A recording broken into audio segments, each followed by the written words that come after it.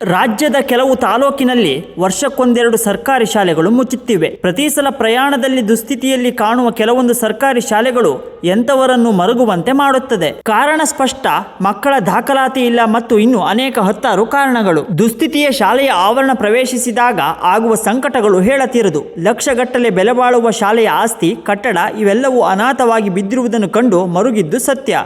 ಗಂಟೆ ಗಂಟೆಗೆ ಬಾರಿಸಬೇಕಾಗಿದ್ದ ಬೆಲ್ನ ಶಬ್ದ ಅನೇಕ ವರ್ಷದ ಹಿಂದೆಯೇ ನಿಂತಿದೆ. ರಾಷ್ಟ್ರಧ್ವಜ ಹಾರಾಡಬೇಕಾಗಿದ್ದ ಧ್ವಜದ ಕಂಬ ಹಾಳು ಬಿದ್ದಿದೆ. ಶಿಕ್ಷಕರು ಮಕ್ಕಳು ಕೂರಬೇಕಾಗಿದ್ದ ಆಸನ ಮುರಿದು ಬಿದ್ದಿದೆ. ಆಸರೆ ಆಗಬೇಕಾಗಿದ್ದ ಹಂಚು ಗೋಡೆಗಳು ನೆಲಕ್ಕುರುಳಿವೆ. ಮಕ್ಕಳು ಆಡಬೇಕಾಗಿದ್ದ ಮೈದಾನ ಹಾಳು ಬಿದ್ದಿದೆ. ಬಿಸಿಯೂಟ ನೀಡುತ್ತಿದ್ದ ಅಡುಗೆ ಮನೆ ಶಾಂತವಾಗಿದೆ. ಬಣಬಣ ಗುಡುತ್ತಿದ್ದ ತರಗತಿಗಳು ನೀರವ ಮೌನ ಆವರಿಸಿದೆ. ಬರೆಯಬೇಕಾಗಿದ್ದ ಬೋರ್ಡ್ಗಳು ಖಾಲಿ ಬಿದ್ದಿವೆ. ಇಂತಹ ದೃಶ್ಯಗಳನ್ನು ಕಂಡಾಗ ಎಂಥವರ ಕಣ್ಣಲ್ಲೂ ನೀರು ಬರುವುದು ಸತ್ಯ. ಇಂತಹ ಅನೇಕ ಸರ್ಕಾರಿ ಶಾಲೆಗಳು ದೇಶಕ್ಕೆ ಲಕ್ಷ ಲಕ್ಷ ಅನರ್ಘ್ಯ ರತ್ನಗಳನ್ನು ನೀಡಿದೆ.